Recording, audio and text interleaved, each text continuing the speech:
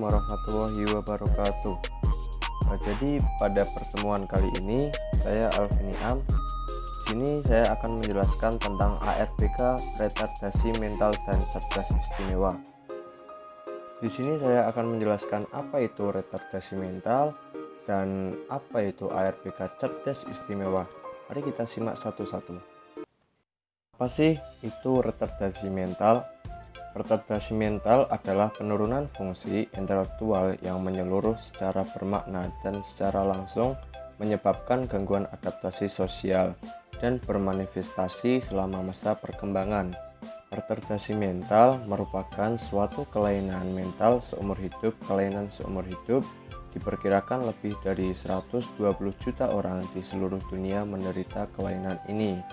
Retardasi mental merupakan masalah bidang kesehatan masyarakat, kesejahteraan sosial, dan pendidikan baik anak yang mengalami retardasi mental tersebut maupun keluarga dan masyarakat.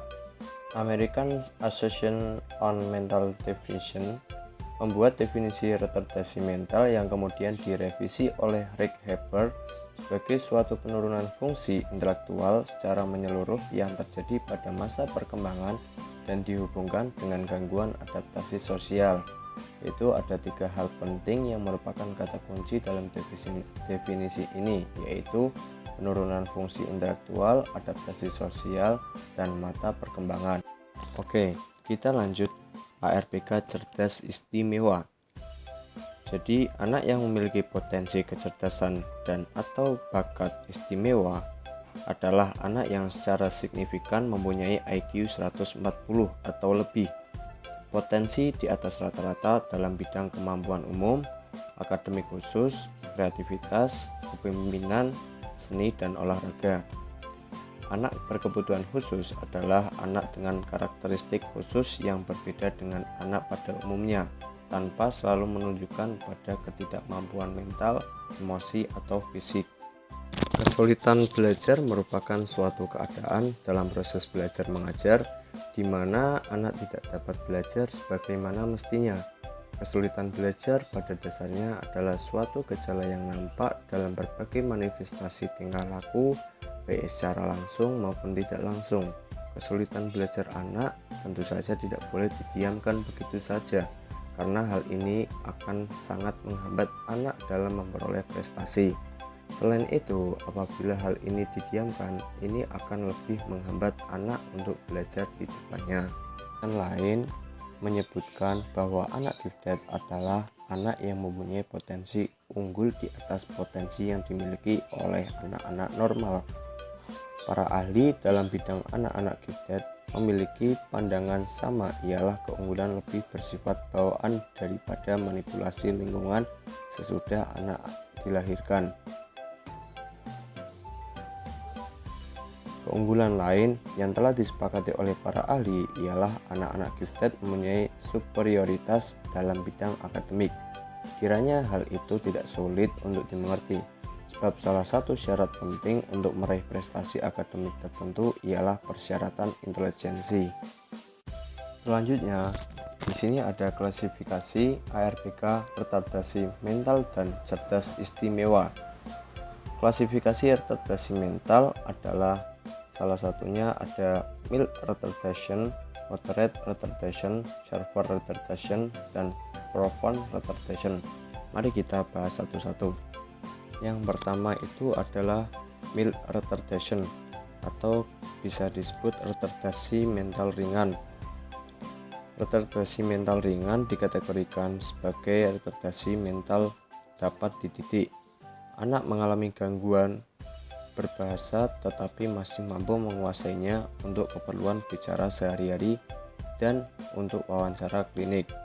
Umumnya, mereka juga mampu mengurus diri sendiri secara independen, seperti makan, mencuci, memakai baju, mengontrol saluran, cerna, dan kandungan kemih.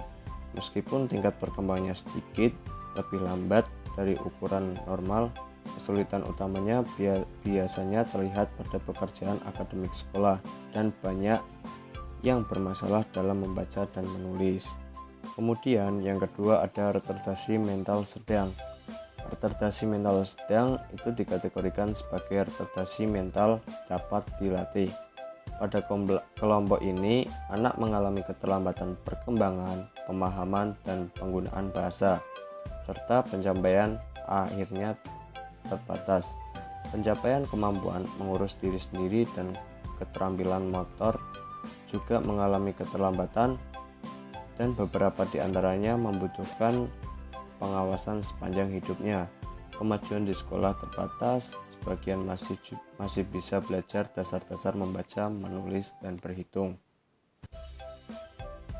Yang ketiga itu ada retardasi mental berat atau yang bisa kita sebut severe retardation, itu dengan IQ 20-34.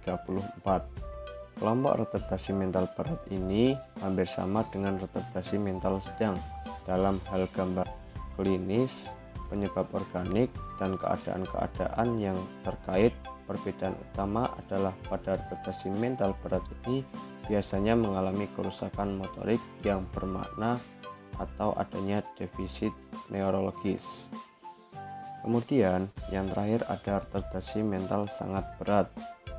Retardasi mental sangat berat berarti secara praktis anak sangat terbatas kemampuannya dalam mengerti dan menuruti permintaan atau instruksi. Umumnya, anak sangat terbatas dalam hal mobilitas dan hanya mampu pada bentuk komunikasi nonverbal yang sangat elementer.